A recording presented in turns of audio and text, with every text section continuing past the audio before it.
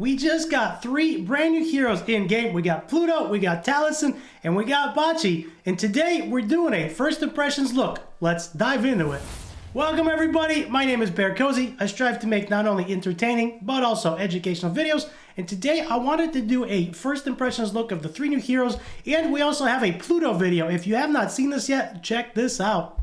This is the new video for the new hero Pluto that Ace just released. Let's check this out together. No second chances today. So many vices are at hand.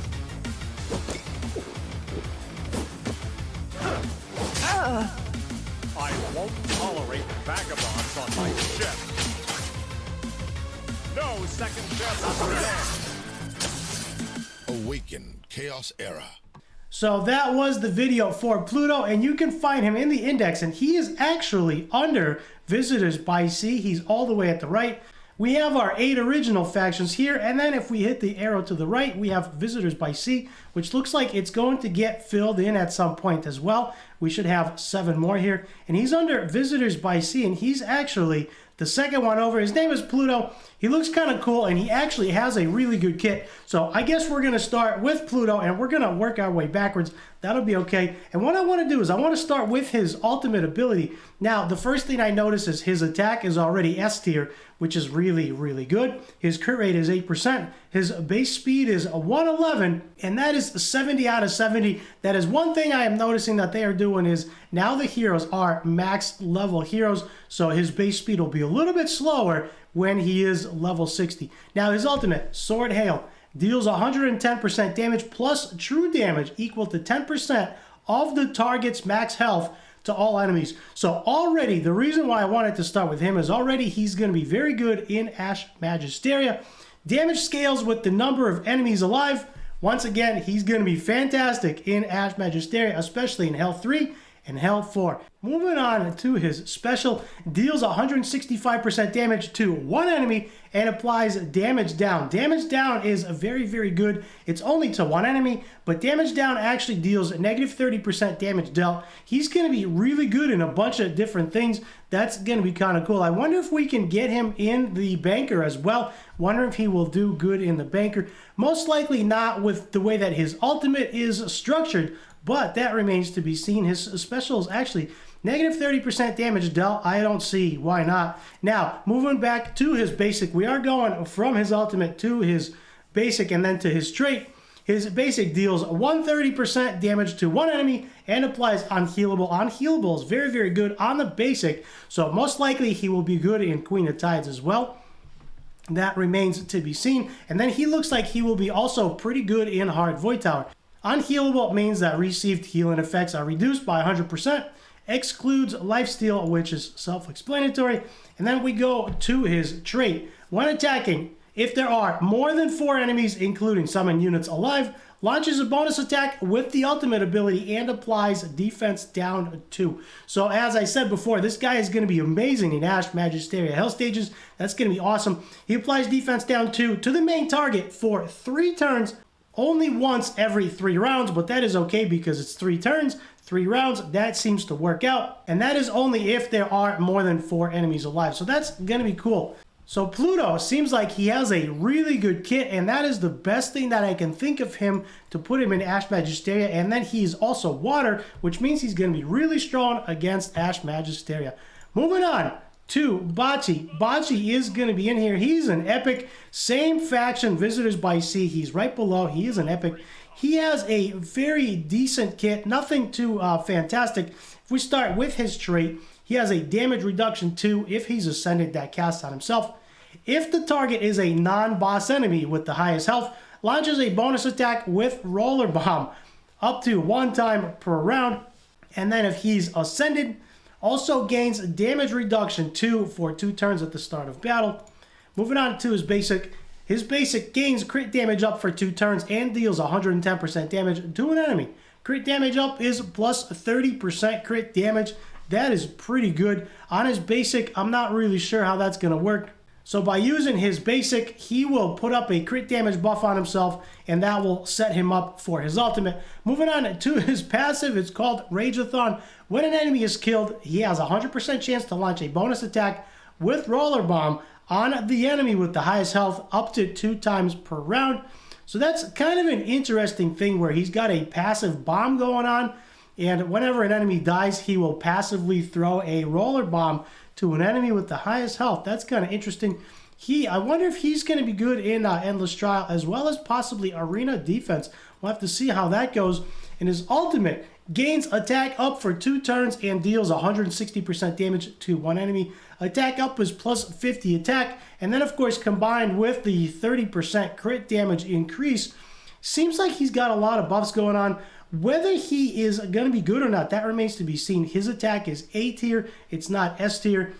He looks like he's an attack-based hero, and that remains to be seen. We need to do some testing with him, but his kit does look good. Fairly simple, but pretty good because of the buffs. Now, the last but not least, we're going to move on over to Holy Light Empire. And Holy Light Empire, we actually have Taliesin. Now, Taliesin seems to be a vampire. I don't know why they didn't add a vampire faction. I think that would have been awesome. Seems like they're putting different heroes in different factions, which means they have no intention of adding a vampire faction, because if we look at Visitors by Sea, Bella is actually there, and Bella seems like she is a vampire as well. She's got the fangs and the rose, so I'm not sure what's going on there, but hey, that's the route they've chosen to go, so we are going to move on. Back to Holy Light Empire, back to Taliesin. His attack is already S tier, which is good. His health is A tier. Speed is A tier. Crit rate, 6%, a little bit low, but he is very, very fast, and he is a fire hero as well, which makes sense. And he's definitely, a vampire. I mean, if you look at him, kind of cool. Let's go ahead and jump into his trait. When an enemy with 2 or more stacks of bleeding casts abilities, reduces the ultimate abilities cooldown by 1 turn.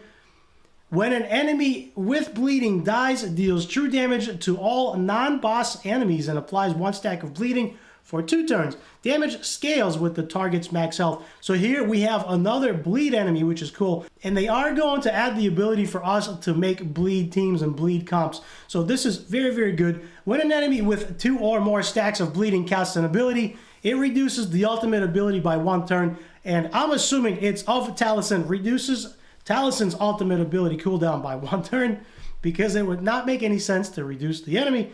When the enemy with bleeding dies, Taliesin deals true damage to all non-boss enemies and applies 1 stack of bleeding.